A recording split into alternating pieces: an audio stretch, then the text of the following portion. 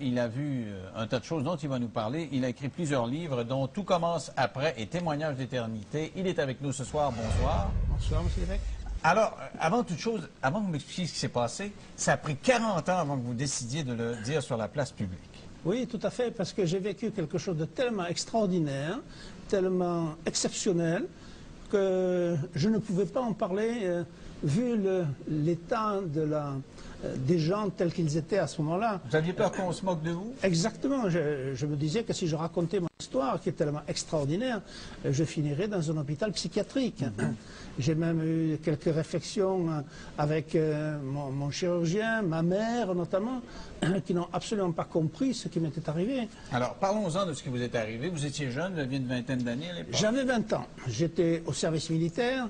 J'ai reçu une balle dans la poitrine lors d'une fausse manœuvre, Et disons que je me suis retrouvé à l'hôpital général de Toulouse, la ville du sud de la France, où on m'a mis un masque qui n'était pas un masque oxygène, un masque avec de l'éther et du chloroforme, et je me suis endormi. Je suis tombé dans un trou noir, parce que vraiment, je suis tombé, et suite à cela, quelques instants plus tard, je me suis réveillé en haut de la pièce, où on opérait un individu sous un drap. Donc vous êtes vraiment sorti de votre corps? Je ne me suis pas vu sortir de mon corps. Je suis tombé dans ce trou noir, l'anesthésie, et je me suis réveillé en haut de la pièce. Je ne sais pas, la transition, je ne la connais pas. Mais avec une vision globale de la pièce. Vision totalement globale de la pièce. Et surtout avec un étonnement. J'étais étonné de voir ce qui m'arrivait. Autrement dit, je me suis rendu compte que j'avais des possibilités, mais pas dans l'immédiat. J'avais la possibilité de m'élever, de descendre, d'aller à droite, d'aller à gauche. Et si vous voulez, j'avais même une impression de voir devant, derrière, en haut, en même temps, à 360 degrés. Et puis je me suis rendu compte que j'avais des sentiments, j'étais heureux. Je n'étais pas surpris, je n'étais pas inquiet, mais j'avais la possibilité de faire des choses inouïes. Je n'avais pas de sentiments, mais j'avais des sensations extraordinaires. Des sensations, donc vous sentiez, oui, tout à fait. Vous sentiez plus votre corps, vous étiez léger? Je ne sais pas ce que j'étais, mais disons que j'étais une entité, mais c'était moi. Tout à l'heure, avant l'émission, une personne me demandait, mais c'était dans votre corps était d'un côté. Je n'ai jamais dit que c'était mon corps qui était en dessous. Moi, j'étais en haut. La totalité de mon être était en haut. Sauf qu'après coup, vous avez été en mesure de raconter au chirurgien ce que vous aviez vécu. Oui, parce que... Vous l'avez vu s'inquiéter de votre mort, là. C'était pas exactement ça, parce qu'il m'est arrivé tellement de choses pendant que j'étais dans cet état si particulier, à savoir que, par exemple, je connaissais la pensée des gens, je savais les mots qu'ils allaient prononcer, j'avais la possibilité de voir à 360 degrés, j'avais la possibilité de voir en zoom instantané ce que faisait le chirurgien. J'avais la possibilité de voir à travers les choses. J'ai vu une plaque, par exemple, sous la table d'opération, marquée armes et cycle de Saint-Étienne, 18 cm arrondi. Et disons que dernièrement, un de mes amis, avec l'ordinateur, s'est amusé à retrouver, pour savoir s'il y avait des tableaux d'opération, on a retrouvé la date de la fabrication de la plaque, qui était de 1939. Et à un moment donné, je me suis retrouvé près d'un mur, de la pièce, et j'ai voulu aller vers ce mur. Pourquoi, je ne sais pas. Mais j'ai traversé ce mur. J'ai traversé la matière. Il n'y avait pas de fente, il n'y avait pas de trou.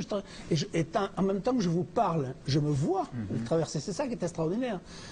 Je ne sais pas ce que j'ai mangé à midi, par exemple, mais ça, il y a 57 ans, je m'en rappelle comme si c'était hier. Mais est-ce que vous avez vécu ce qu'on appelle souvent le couloir de lumière? Oui. Je voudrais finir avec l'histoire des murs, parce que c'est très important, parce que mon NDE, si vous voulez, a été quelque chose d'unique, dans ce sens que j'ai vu du concret. Je suis sorti, donc, à l'extérieur, et j'ai vu un garage de vélo. Rien d'ordinaire dans un garage de vélo, mais il aura son importance par la suite. Et je suis re-rentré à l'intérieur, et à ce moment-là, j'ai été comme attiré, effectivement, attiré par une espèce, comment dirais-je, De tunnel, pas dans l'immédiat. Pas dans l'immédiat, j'étais attiré vers le bout de la pièce. Je suis passé au-dessus de ce corps. Je suis passé au-dessus de ses pieds, je me rappelle, et je suis redescendu légèrement et remonté dans un tunnel. Alors le tunnel, c'était un tunnel... C'était pas un tunnel routier, ni du chemin de fer, bien sûr. C'était un tunnel grumeleux, d'une sorte... Mais il y avait une espèce de voile bleu qui était comme agité par le vent. Et au fur et à mesure que je montais, et je suis à un moment donné sorti dans un trou noir. Non pas dans un trou noir, dans un espace noir. Tout était noir, mais d'un noir vraiment profond, très très accentué. Et disons, au bout d'un certain temps, la seule inquiétude, je me suis demandé qu'est-ce que je faisais là.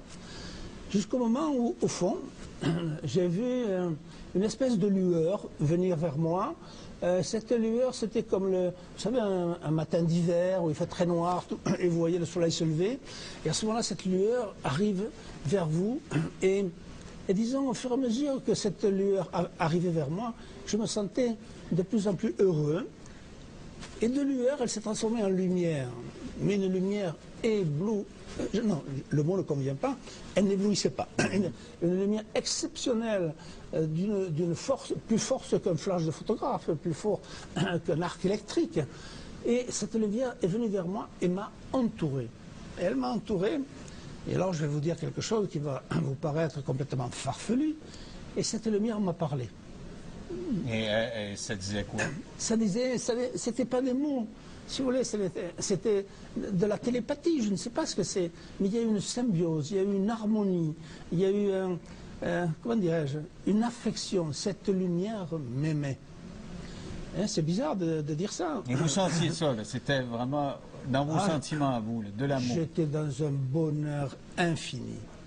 J'étais heureux comme jamais, je pense, sur Terre. Je ne pourrais être à nouveau heureux aussi fort que ça. C'était merveilleux. Et cette lumière m'aimait, elle me parlait. Et auprès de cette lumière, brusquement, je me suis rendu compte que je savais tout. Je connaissais tout. L'astronomie, les mathématiques, chose que j'ignore totalement. Et là, j'avais cette impression d'avoir la science infuse. Et puis, si vous voulez, au bout d'un certain temps, je me suis rendu compte que le bonheur que j'avais s'estompait un tout petit peu dans la mesure où je descendais, autrement dit, la lumière s'éloignait de moi. Et si vous voulez, j'ai oublié de vous dire que j'avais une envie terrible de rentrer dans cette lumière parce qu'elle m'a entouré. Je n'ai pas pénétré dans la lumière. Et lorsque j'entends mes confrères qui ont vécu des NDE et qui ont rentré en lumière, qui ont vu des êtres lumière, moi je suis jaloux. Je n'ai rien vu de tout ça. Donc vous avez senti retiré, voilà. Ça doit être moins drôle. Je suis descendu. Donc j'ai repris le chemin inverse. Et disons qu'au fur et à mesure que je descendais, ma tristesse augmentait. Autant j'ai eu un bonheur infini près de cette lumière, autant la tristesse a été grande, pas aussi grande que le bonheur que j'avais eu. Si vous voulez, M. Borzel, on va faire une pause et puis on va parler de ce qui est moins drôle, c'est-à-dire le retour après la pause dans 3 minutes. À tout de suite.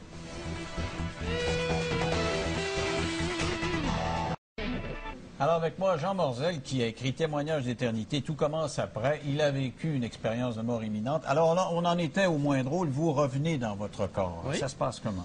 Je suis redescendu. Si vous voulez, lorsque je me suis éloigné de la lumière, c'est la chose que toujours je veux dire, j'ai été d'une tristesse infinie, mais j'ai ramené un petit peu de cette lumière avec moi. Et je l'ai toujours en moi. Comme je suis certain que vous avez la vôtre. Autrement dit, tout individu a quelque chose en lui d'extrêmement important. Ce serait l'âme, finalement, si on veut? Je ne sais pas. Est-ce qu'en retournant dans votre corps, vous avez senti, parce que vous étiez en douleur, vous avez failli mourir, on vous opère, est-ce que vous avez senti de la béatitude à la douleur? Pendant tout le temps où j'ai été hors de mon corps, dans cette vision aussi paradisiaque que j'ai vécue, je me suis senti dans un bonheur infini, heureux comme tout. Donc je suis revenu dans mon corps, je suis revenu, descendu le tunnel, passé au-dessus de mon corps, et j'ai réintégré ce corps qui, à ce moment-là, est devenu le mien, par la fontanelle. Par la fontanelle. Et j'ai épousé ce corps exactement comme une main épouse un gant. Je sens en même temps que je vous le dis, toutes les ramifications nerveuses, j'étais absolument à nouveau dans mon corps. Et à ce moment-là, j'ai recommencé à souffrir. Et si vous voulez, la chose qui est importante et la raison pour laquelle on me fait souvent raconter mon événement, c'est que, comme je vous l'ai dit tout à l'heure, j'ai vu un garage de vélo, j'ai vu une plaque sous la table d'opération, plaque que le chirurgien ignorait qu'elle existait. Et alors je lui ai même dit à un moment donné, docteur, j'ai vu, que je lui ai raconté mon histoire, qu'il y avait une plaque sous la table d'opération. Il m'a dit, elle n'existe pas, il y a 10 ans que j'opère là-dessus, je n'ai jamais vu de plaque. Et d'ailleurs il me dit, je vais aller voir. Et il est revenu 10 minutes plus tard en me disant, elle y est. Donc, si vous voulez, ça c'est quelque chose de concret. Et lorsque j'ai réussi à aller un peu mieux, car j'ai été le premier Toulousain à bénéficier de la pénicilline.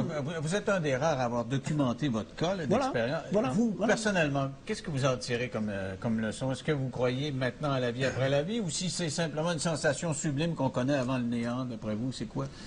Je pense que après la mort, la vie continue. Ça, j'en suis certain, j'en suis absolument certain.